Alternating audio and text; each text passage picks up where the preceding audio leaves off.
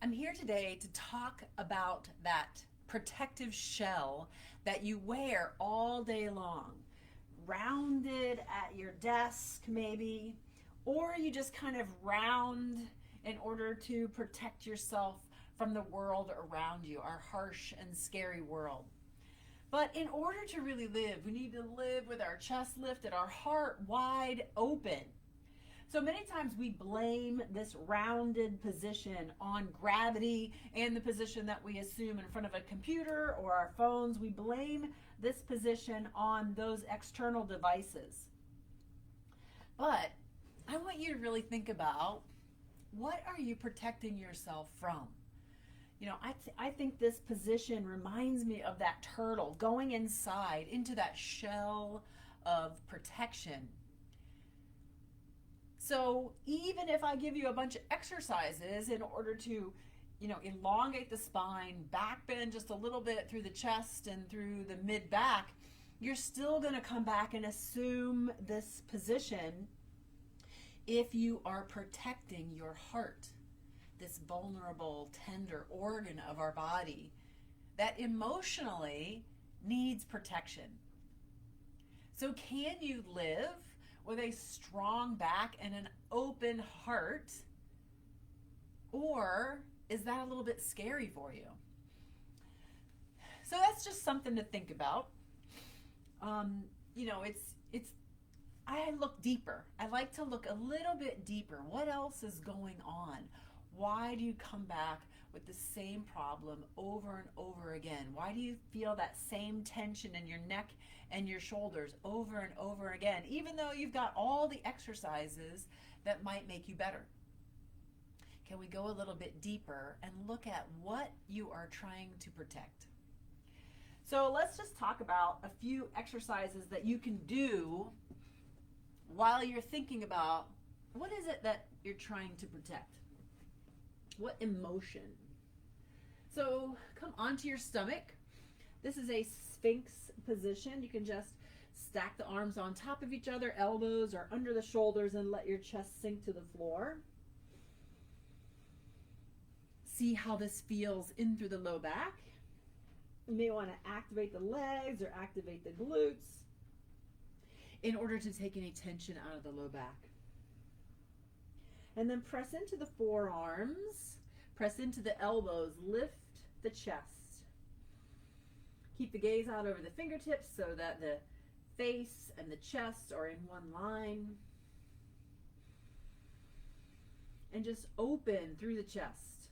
Push down through the forearms and then draw those elbows back towards the hips so that the shoulders open a little bit.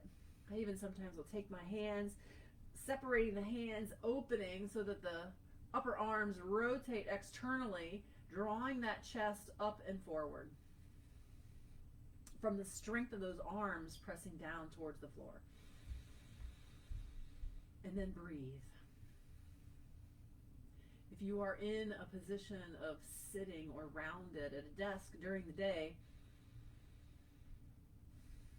you could do this every single day just to open up that spot.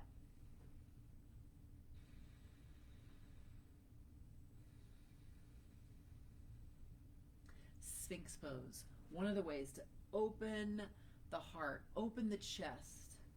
So press into those forearms. Go ahead and come up onto all fours.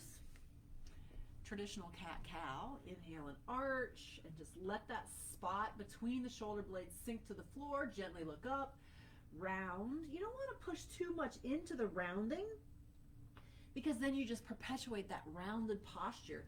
Think about cat-cow as an opportunity to let that whole spine sag between the arms, open the chest, let the shoulder blades slide together, and then round again.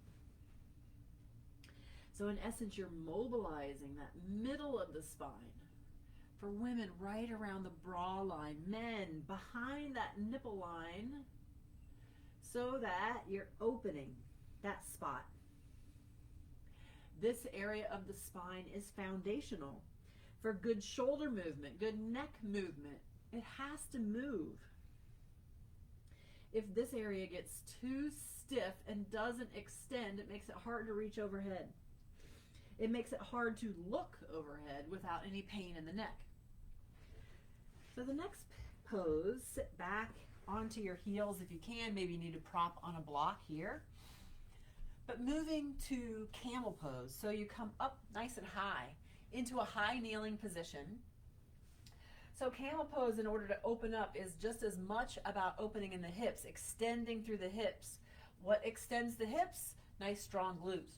Draw that tailbone down, squeeze the glutes, open in the front of the hips. Get the extension motion from the hips, not as much from the low back.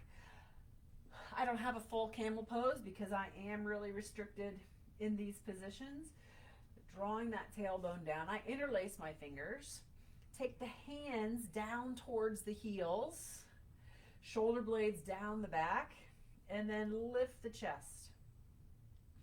Face stays parallel in line with that sternum, so I don't tip the head all the way back. My goal is to really open up in this area, just above the chest, in front of the shoulders, without getting a big arch through the low back. So I'm protecting the low back by drawing that tailbone down.